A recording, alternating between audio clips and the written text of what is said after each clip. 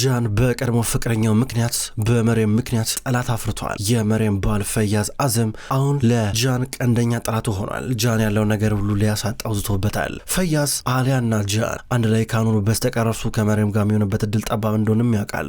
ግን ደግሞ በሰፊው ሊበቀላቸውም ይፈልጋል። በተለይ ደግሞ መሬም ወቅታው ስላመለጠች ወቅታው ባመለጠችበት መንገድ የሆነ ነገር ሊያደርስባት አካላዊ ጉዳት ሊያደርስባት እጅግ በጣም እንደቋመጠ ነበረ። በዛሬው ዕለት በአልቦራ በትልቁ ቤት ውስጥ በጣም ደስ የሚል ድግስ ይዘጋጃል። ይህም ከድር ለፓኪዜ ቀለበት ያስርላታል። ነጩ መኪና ምግቦችን የተለያዩ ነገሮችን ጭኖ የገባው ነጩ መኪና ወደ ግቢው እያመራ ነው የሚገኘው። ይህ ከፍተኛውን ጥበቃ የሚደረግበት ግቢ ዛሬ ትንሽ ነጻነት አግኝቷል። ነጻነቱ ለቀቅ ያለ ሆኗል። ምክንያቱም ይህ ነጭ መኪና እየገባን ያለው ከዚህ ቀደም ሾፌሮች ወደ ቤታቸው ሲገቡ ሁሉም ሾፌሮች የሚታወቁ ናቸው። ነገር ግን ይህ መኪና ወደ ዘልቆ ከገባ በኋላ ወዲያው ነበር ፓኪዜን የገጫት። ፓኪዜን በጎማው ደፈጠጣት። በአንድ በኩል ደግሞ አሊያና መሪያም ከመሬት ጋር ተጋጭተው ወድቀዋል። እነ ጃን ከላይ ወርደው ሲመለከቱ ፓኪዜ በጣም የሚያሳዝን ሁኔታ ውስጥ ነው የምትገኘው። የመትረፋ ሁኔታ በጣም ያስፈራ ነበረ። በአንድ በኩል ፈያዜን በቪዲዮ ይመለከታል። ሶስቱም ሴቶች ወድቀዋል። እነ ጃን መተው አሊያን እንዲሁም ፓኪዜን መሪያምን ለማንቃት እየሞከሩ ናቸው። ጃን እዚጋ ወደ አሊያ መተው አሊያ ተነሽ እያለ ነበረ። አሊያ በድንጋጤ ወይም ከመሬቱ ወለል ጋር ስለተጋጨች ነበር የወደቀችው። ነገር ግን ፓኪዜን ከታች ከመኪናው ስር ጎትተው እየወጡ ነበረ። አምቡላንስ ጥሩ ይባባላሉ። ከወደ አምቡላንስ እየደወለ ነበረ። በአንድ በኩል መሪያም ብትሆን እዚጋ እየነቃች ነበረ። መሪያምና አሊያ ደህና ናቸው። ነገር ግን ፓኪዜ እንደወደቀች ቀረች። ቶሎ አምቡላንስ ሊጠሩ ናቸው። መኪናው እያነሱን ነበረ። ፈያዝ እያየ ተበሳጨ። መሪያም የተገጨችለት መስሎን ነበረ። አረረ። አሊያ የምትገጭ መስሎ ነበር። ምንም የማታውቀው ፓኪዜ ግን በዚህ ምክንያት ዋጋ ከፈለች። ወደኋላ ብሎ ደሟን እናስቆም ይባባሉ። በጆሮዋ በአፏ ምናምን ነገር እየወጣ ነበር ደሞ። ተረጋጉ ይባባላሉ። ከዛ በኋላ እዚጋ የመጣው ሾፌር እየደበደቡ ነበረ የቤቱ ጠባቂዎች። ጃን መጣ። ወይኔ ፈያዝ ነው ያደረገው ጃን ፈያዝ ነው ያደረገው ይሄን ነገር። ፈያዝ ደውሎልኝ ነበረ መጥቻለሁ ሲለኝ እኮ ግቢው ሲመለከት ምንም ነገር የለም ነበር ትላለች። ጃን ወደ ሾፌሩ እየጠጋ ነበረ። እየሮጠ ሄደና በቀጥታ ሾፌሩን ደበደበው። 1 3 4 ጊዜ በቡጢ ሆዱን አፍንጫውን ከመታው በኋላ ወደ ዋናው ሾፌር ዞር ብሎ ይሄ ማን ነው ሲለው ነበር። ኧረ አላቆም ጃንን ያላቆም ከየት እንደመጣ ሲለው ነበረ። እና ሳታቅ ነው እንደ ሾፌር የምታደርገው እያለ ተናደደበት። ወደ ዋሻ ውሰዱት እያለ ነበረ። ዋናው ሾፌር ደግሞ እነ ጃን ከዚህ በፊት የሚያውቁትን በጥፊ እየመታው ነበረ። ደጋግሞ እየመታው በሉ ውሰዱት ይላቸዋል። ጃን ሊያወጣጡትና ሊያሰቃዩት። ፓኪዜ ደሟ እንዳይፈስ ለማድረግ የሞከሩ እናትና አባቷ ሙዛፈርና እሙ በጣም እያለቀሱ ነበረ። በቀለበት በምታረግበት በደስታዋ ቀን ነገር መፈጠሩ እጅግ በጣም ነገሩ ልብ ሰባሪ ያደርገዋል። አሊያ አምቡላንስ ጥሩ እያለች ስትጫዋለች። በጣም የሚያስጨንቀናል ነገሩ። ናሬ እየሮጠች መጣች። ሁኔታውን ስታይ እየደነገጠች ነው። አምቡላንስ መምጣቱ አልቀረም መጣ። ወዲያው ነበረ ጃንም ከፈያዝ የተደወለለት። እገላለሁ ሲል ነበር ጃን እዚህ ጋር ፈያዝ ደግሞ ያው እኔ እንኳን መጀመሪያ ይህን ነገር የላኩት ያው ለመሪያም ነበር፣ ሌሎቹ ግን እዚህ ነገር ውስጥ ገቡ። በጣም ነው የማዝነው ሲለው ነበረ። ፈያዝ አጠፋለሁ እያል ነበረ። አይዞህ እያየሁ ነው ሲለው ጃን ዞር ሲል መኪናው ላይ የተገጠመውን ካሜራ ተመለከተ። ጃን ካሜራውን እያየ ስልኩን ሊዘጋ እየተቃረበ አሁን ተመልከተኝ ይላል። ካሜራውን ነቀለውና ወደ ፊት ለፊቱ እያስጠጋው ነበረ። ፈያዝ አሁን በደንብ ጠንቀ ስማኝ ተመልከተኝ ያለ ነበር። ፈያዝ ስልኩን አስቀመጠ። ፈያዝ እየሰማኝ ነው ይሁላ አጠፋለሁ፣ ቀብራለሁ፣ በቅርብ ቀን ቀብራለሁ፣ በቁመ እንደማጠፋ ተጠራጠር ብሎ ካሜራውን ወርውሮ ሰበረው። ከዛ ፈያዝ እዚህ ጋር ቀና ብሎ ይመለከታል። በአንድ በኩል ጃን ስልኩን ከዘጋ በኋላ ወደ ናሬ እየተጠጋ ነው ያለው። እስካሁን ድረስ አምቡላንሱ አልመጣም። ወዲያው ከተወሰኑ ደቂቃዎች በኋላ ከመጣ በኋላ ነው የከተቷት። ምናልባት በመሃል ብዙ ደም ስለፈሰሳት ከባድ የሆነ የመሞት አደጋ ሊያጋጥማት ይችላል። ወደ ውስጥ እያስገባት ከድር እዛ ካልገባኝ እያለ ነበረ።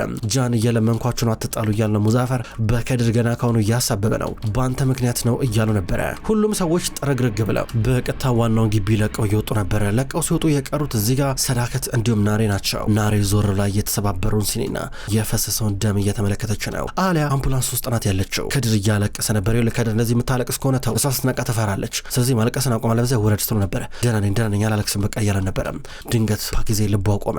የልብ ምቷ ሲቆም አሊያ ልቧን ድጋሚ እንቅስቃሴ ለማስነሳት እየሞከረች ነው። ነገር ግን ባዶ ልፋት፣ ምንም እየሆነ ያለው ነገር የለም። ከድር ፈራ። ይህንም አላይም ብሎ ዞረ። አሊያ እዚህ ጋር ሌላም ነገር ተጠቅማ የልብ ምቷን ለማስነሳት እየሞከረች ነው። በሌላ በኩል ከጀርባ ሆኖ የሚከተሉት ደግሞ ነካያ ናቸው። እነ ከኋላ ሆኖ አምቡላንሱን ከኋላ ይከታተላሉ። አሁንም ቢሆን የፓኪዜ አባት የሆነ ሙዛፈር ከድር የሚባል መጀመሪያኑ ሲጠየኝ ደስ አላለኝም ነበር እያለ የተፈጠረው ነገር በሳሳባል። ነገር ግን በጣም ከድር ጨንቆታል። ከድር እየጸለየ ነው ያለው። ፈጣሪ ሆይ እባክህ አስነሳልኝ እያለ እየጸለየ ነበረ። እንዲህ እያሉ በቀጥታ ሆስፒታል ለመድረስ ጥረት እያደረጉ ናቸው። ፓኪዜ ድጋሚ የልብ ምቷ ሊመለስ ችሏል። በሌላ በኩል ሰዳከት የተፈጠረውን ነገር በደንብ ለማወቅ መሪያምን እየጠየቀች ነበረ። እኔ መጀመሪያ ፈያዝ ደወለልኝ። ከዛ በኋላ ምንድነው ሰው የሚያወራው ምናምን ብዬ ላጣራ እየወጣሁ የነበረ ነገር ግን ግቢ ውስጥ ምንም ነገር የለም፣ ምንም የሚታይ ነገር የለም። ግራ ገባኝ። ከዛ ውጪ ነኝ አለኝ። እንዴ ምንድነው ምናምን ነገር ብዬ ስመለከት ከውጭ በኩል ያ መኪና መጣ። ከዛ ሊገጨን እየሞከረ ነበር ትላለች። ድንገት ሻሂን መጣ። ሻሂን እንደመጣ ናሬ ብሎ እየሮጠ ወደ እሷ እየመጣ ነበረ። ከዛ በኋላ አቀፋት። እንዴት ነሽ ግን ደህና ነሽ እያለን ነበረ። እኔ ምንም አልሆንኩም፣ ፓኪዜ ግን መጥፎ ሁኔታ ናት ያለችው ብላ ነገረችው። አንቺ ስለሆነ ነገር ብትሆኝስ ኖሮ እያለን ነበረ። እንደምትይኝ ነኝ፣ ምንም አልሆንኩም፣ እንደምትይኝ እንግዲህ በህይወት አለው ስትለው ነበረ። ምን ማለት ነው ናሬ ምን ማለት ነው እያለችው ነበር። የሞትኩ እኮ አስመሰልከው ስትለው ሰዳከትም ሰማች። ናሬ ምን አይነት ነገር ነው የምታወሪው? ምንድነው እንደዚህ ይባላል እንዴ? እንደዚህ ይባል ምስላ ነበር። ሻሂን ደግሞ እንሂድ ወደ ቤት እያለ እጇን እያዘ ነበረ። ሻሂን ልቀቀኝ፣ አልሄድም፣ የትም አልሄድም ስትለው ነበረ። ናሬ ከዚህ ሁሉ ነገር በኋላ እኔ መተውሽ ይመስልሻ እንዴ? አይሆንም ነይ እንሂድ እያለ ነበር። ሰዳከት ደግሞ ሻሂን እባክህ አንድ ጊዜ ተረጋጋ ትለዋለች። ልጄ ተረጋጋ እንዴ እያለችው ነበረ። ምን ተባብለን ነበረ? ተረጋጋ፣ እስክታገግም ድረስ ታገሳት፣ እዚህ በዚህ ሰዓት ላይ የትም መሆን አትችልም፣ የትም ሄድ አትችልም ስትለው ነበረ። ናሬ በመጨረሻ መታገስ ቆቅ ብላታለች። ሻሂንን የመጨረሻ ልትናገረው ዳር እያለች ነው። እዚህ ጋር ህፃኑ ጃን መቶ ሰዳከትን የታለች ፓኪዜና ወንድሜ ከድር የታሉ ብሎ ጠየቀ። እዛ ፓኪዜ ትንሽ ራሷን አሞት ሆስፒታል ሄዳለች ብላ ሰዳከት ነገረችውና ሊጫወት እየሮጠ ይሄዳል። ከዛ በኋላ ሰዳከት አሁን በቃ እኔ መጣሁኝ ልጆቹን ሊማንም ቤት ውስጥ የለም ብላ ሰዳከት አያታቸው ዞር ከማለቷ ሻሂንና ናሬ ብቻ ናሬ ይላታል። ናሬ ፊቷ ላይ ምንም ነገር አይታይም። ናሬ ደብሯታል። ይኸውልሽ ባረኩን ነገር ጭራሽ አልጸጸትበትም። ድጋሚ ለማድረግ እድሉ ቢሰጠኝ ድጋሚ አድርገዋለሁ። እኔን ለመረዳት እስኪ አንድ ጊዜ እንኳን ሞክር እያለ ነበረ። አልመጣም አለችው። ናሬ እባክሽ እንደዚህ አትሆን እሺ፣ ቢያንስ ነገ አትመጭም እያለ ነበር። ነገም አልመጣም፣ መቼም አልመጣም፣ ለዘላለምም አልመጣም፣ የትም አልሄድም ስትሎ ነበረ። አረ ምን እያልሽ ነው ያለሽው? ምን እያልሽ እንዳለገኝ ታውቅሻል እያለ ነበር። አይታየም እንዴ? ቆይ አንተ አይታየም እንዴ? ለምን እንደማታረዳ የምትሆኑ? በቃ ምንም ደስተኛ ልንሆን አልቻለም። ህይወታችን ጭንገፋ በጭንገፋ ነው። ተመልከት፣ እኔ አንተ ካና ዘሪ ምንም ነገር በቃ ምንም የፈጠረው ነገር የለም። ህይወታችን የተደበላለቀ ነበር በሀዘንና በጭቅጭቅና በመለየት። በቃ ምንም ባንኖር ይሻላል ነበር፣ ከዚህ ሁሉ የኛ ነገር ባይኖር ይሻል ነበር ስትል ነበረ። አረ እንደዛ አትበይ፣ እንደዚህ የሚባል ነገር የለም እባክሽ፣ በብዙ ነገር ውስጥ አልፈናል። አዎ ልክ ነሽ፣ ነገር ግን ደግሞ አንዳንዴ መታገስ አለብን እያለ ነበር። ሻሂን አንድ ጊዜ ወስኛለሁ፣ በእናትህ አነዝነዘቃ ባጨቀጨቀኝ ነው የሚሻለው ለሁለታችንም ስንል ተወኝ በቃ ስትል ነበረ። ከዚህ በኋላ ወደ አንተ አልመለስም አለች።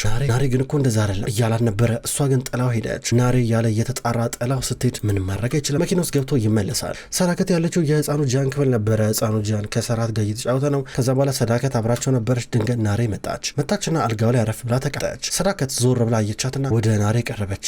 ናሬ እባክሽ እንደዚህ አትሆኝ የኔ ቆንጆ ልጅ፣ አንቺም እኮ ልክ ነሽ፣ ግን ደግሞ እኛም ልክ ነን። ገባሽ? ሻሂን ከምንም በላይ አስበልጦ ስለሚወድሽ ነው ነገር ያስቀደመው። ታውቂያለሽ፣ ሻሂን ምንም ያጠፋው ነገር የለም ትላታለች። ናሬ ግን እጅግ በጣም ተናዳለች። ውስጥ ናት ያለችው፣ ቂም ይዛለች። እማዬ በቃሽ ተይኝ በቃ ስትራን ነበረ። ሰዳከት ምንም ማድረግ አትችልም። ከተቀመጠችበት ተነሳች። ናሬ አይምሮዋ ተጨናንቋል በብዙ ነገር። በሌላ በኩል ዘሪን ቤት ውስጥ ናት ያለችው ከልጇ ጋር። በአንድ በኩል ቪዳን ስልክ እየደወለች ነበረ ወደ ሻሂን። ልጄ እያልኩ ያሉት እኮ በቃ ይኸውልህ አልቦሮች እየመጡ ናቸው፣ ይኸውልህ ከመቶ ልጁን ይወስዳል የዲኤንኤ ምርመራው ከተረጋገጠ በኋላ እያለችው ነበረ። እማዬ ናሬ ነገር እያሳሰበኝ ነው፣ የፓኪዜም ነገር ከባድ ነው እያለን ነበረ። ፈጣሪ ዳን እንግዲህ ምን ይደረጋል። ስማ አረ የነገርኩን ነገር እንዳረሳው ስማ፣ እንደምንም ብለን ልጁን መቀማራቅ አለብን። ከሌላ ምንም አማራጭ የለም። ነገ የዲኤንኤ ምርመራ ይታወቃል እና ከምንም በቃ ልጄን እየተረዳት አይደለም። ልጄ ከባድ ሁኔታ ውስጥ ናት ያለችው። ሻሂን እንዴት አንተም ታውቃለህ እንዴት ከብስጭት እንዳለ አይደለ? በቃ ማለት የሆነ ነገር ማድረግ አለብን። በቃ ልጇን ሊነጥቃት አይችልም። በቃ ዘሬን እየተሰቃየች ነው። ድሮንም ስትሰቃይ ነበረ። ከዚህ በኋላ እንድትሰቃይ ደግሞ በዚህ በካያ ተፈርዶባታል። እባክህ እያለችው ነበረ። እማዬ ቆይ እሺ መጣሁኝ እያለ ነበር። ኢፔክንም ቤት ይዟት መጥተዋል። ኢፔክን አገባታለሁ እያለ ነው። ተናዷል በእርግጠኝነት፣ ነገር ግን መጥፎ ውሳኔ እንዳይወስን እያለችው ነበረ። ኢፔክ መቼም ቢሆን ለልጄ እናት መሆን አትችልም አደራህን እያለችው ነበረ። ሻሂን የሆነ ነገር እንዲያደርግ ካያን ከቻለ አሳምነው፣ ካልቻለ ግን የራሳችንን እርምጃ እንወስዳለን አለችው።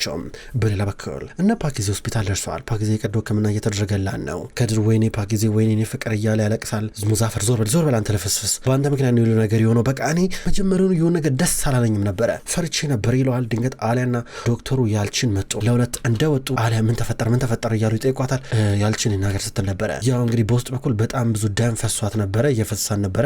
እሱን ማቆመናል ማለቴ አስፈላጊውን በሙሉ ቀዶ ሕክምና ሰርጀሪ ያካሄደናል። ነገር ግን አሁንም ቢሆን የሞት ያለመሞታ ጉዳይ ለህይወት ያለው ስጋት እንደቀጠለ ነው የሚገኘው። አስተማማኝ ሁኔታ ላይ አይደለም ያለችው። በተለይ የዛሬዋ ቀን ወሳኝ ናት እያል ነበር ያልችን እዚህ ጋር እና እሷን ማንቃት አልቻለችም፣ አልነቃችም እያል ነበር እዚህ ጋር ሙዛፈር አባቷ ከፍተኛ ክትትል ውስጥ ናት ያለችው፣ ራሷን አታውቅም እያለው ነበረ።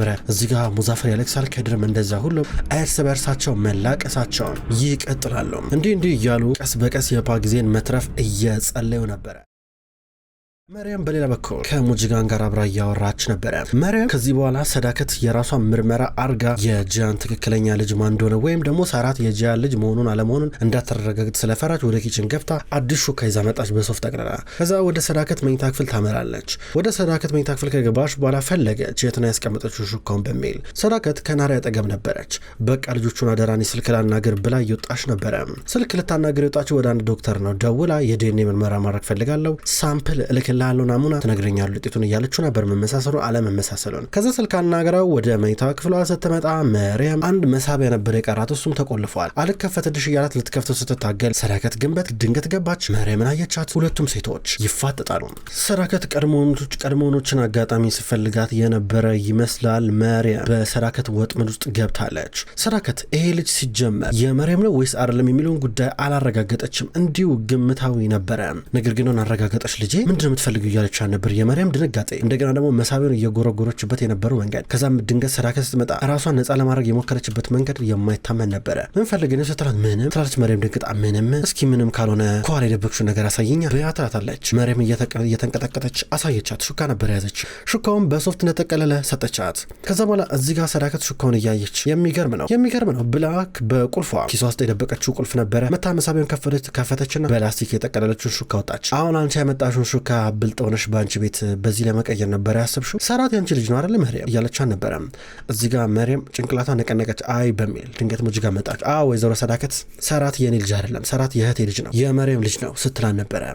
ሰዳከት መርየም ልጁ የጂያን ልጅ ነው ብላ ጠየቀቻት። አላውቅም ስትላ ነበር። አላውቅም ማለት ምን ማለት ነው? ምን ማለት ነው አላውቅም ማለት? ማንም ጅል ለማድረግ እየሞከርሽ ነው ያለሽው። ሙከራ እናደርጋለን፣ የዲኤንኤ ምርመራ እናደርጋለን፣ እውነቱ ይወጣል፣ ነገር ግን ተናገሪ ስትላን ነበረ። አላውቅም ስትላን ነበር። እንዴት ነው ማታውቂው ትላታለች መርየም። ያው እንግዲህ ከጂያን ጋር ልጋባ የሰርግ ቀን ነበር አባዬ ወደ ጀርመን የወሰደኝ፣ ንዴት ውስጥ ነበር። ከዛ ድንገት ፈያዝን አገኘው። ፈያዝን ቢሆን ጂያንን እንደማፈቅረው እያወቀ በቃ ሆን ብሎ ሊያገባኝ ፈለገ። አባዬም ቢሆን እንደዛ ነው ያደረገው፣ ጂያንን እንደረሳው በሱ ቤት። ከዛ ተጋባው። ከዛ እንዳረገዝኩኝ አወቅኩ። ፈያዝ ታሰረ። ፈያዝ ከታሰረ በኋላ ልጅ ሲወለድ የኔ አይሆንና ገልሻለሁ ብሎ አስፈራራኝ። ከዛ ምንም ማድረግ እችላለሁ ለእህቴ ሰጧት ስትል ነበረ ሰዳከት። በመጨረሻም እውነቱ እንዲወጣ የሚያደርገው የዲኤንኤ ምርመራ ነው ስትል ነበረ። የዲኤንኤ ምርመራ ታደርጎ ልጁ ጂያን ከሆነ ጂያንን ታገቢያለሽ፣ ልታገቢ ፈቃደኛ ካልሆንሽ ደግሞ ልጅሽን አለ እናት ሆና ታሳድጓለች፣ ከእንጀራ እናቱ አጠገብ ያድጋል ስትል ነበረ። መርየም ይህ አይሆንም እያለች ነው። ነገር ግን ሰዳከት እኔ ያልኩት ነው የሚሆነው ትላለች። ልጅ ከእናት አጠገብ መሆን ያለበት ገባሽ? ይሄ ልጅ ደግሞ የጂያ ልጅ ከሆነ የአያቱ ቤት ነው የሚያርገው። እኔ ልጆቼ አጠገብ የሆነው እንዲያርጉ ነው የምፈልገው። ስለዚህ ወይ ጂያንን ታገቢዋለሽ ወይ ልጅሽ ደግሞ ከአሊያ ስር ያድጋል ማለት ነው እያለች ነበረ። መርየም አጣብቅኝ ውስጥ ገባች። ውድ ተመልካቾች እንኳን ወደ ቅጠል ቲቪ ዩቲዩብ ቻናል በሰላም መጣችሁ። ተመልካቾች የዘውድ ድራማ ነው። ክቡራን ተመልካቾች ዘውድ ድራማ በጣም ረዥሙ ድራማ ወደ እናንተ ለብዙ ክፍሎች በተከታታይነት ሲቀርብ ነበር። እነሆ ምዕራፍ 1ን ጨርሰን ወደ ምዕራፍ 2 ደግሞ ተሻግረን ወደ ምዕራፍ 3 ደግሞ ልንሻገር በጣም ጥቂት ክፍሎች ናቸው የቀሩት። ክቡራን ተመልካቾች ልክ እንደ ከዚህ ቀደሙ ምዕራፍ 1 ተጠናቆ ወደ ምዕራፍ 2 ስንሸጋገር ለተለያዩ ለብዙ በርካታ ወራቶች እንደተጠባበቅነው ሁሉ አዲሱን ምዕራፍ 3 ገና እየተሰራ ቀረጻ ላይ ስላሉ ወደ ምዕራፍ 3 ስንሸጋገር የተወሰኑ ጊዜያቶችን የምንጠብቅ ይሆናል። በእኔ በኩል በቅጠል ቲቪ ዩቲዩብ ቻናል ምዕራፍ 2ን የዘውድ ድራማ ልናጠናቀቅ እነሆ በጣም ጥቂት ክፍሎች ብቻ ናቸው የቀሩት። ክቡራን ተመልካቾች በቅርብ ቀን ዘውድን ድራማ የሚተካ ድራማ ወደ እናንተ ይዤ የምጣ ይሆናል። እንዲሁም ቅርብ ጊዜ ጀምሬላችሁ የነበረው የክብር ጌጥ ድራማ በብዙ ተመልካቾች ዘንድ ብዙም ተወዳጅነትን ያላገኘው የክብር ጌጥ የሚሰኘው አስገራሚ ድራማ እሱንም ተክቶ ሌላ ድራማ ወደ እናንተ ይዤ የምጣል። ክቡራን ተመልካቾች በቅጠል ቲቪ ዩቲዩብ ቻናል ከዚህ በፊት ጠብታ በሚል ድራማ ስም ጀምሬላችሁ የነበረው የአስላን እና የዴቪን የሁለቱ ፍቅረኛሞች ምርጡ ድራማ ከተቋረጠበት ከክፍል 12 ጀምሮ በክፍል 13 ወደ እናንተ የሚደርስ ይሆናል። አሁንም ቢሆን እንድትከታተሉኝ በትህትና ጠይቃለሁ። ውድ ተመልካቾች በቀጣይ ቀን በአዳዲስ ቪዲዮዎች እስከምንገናኝ ድረስ በያላችሁበት መልካም ቆይታ ይሁን።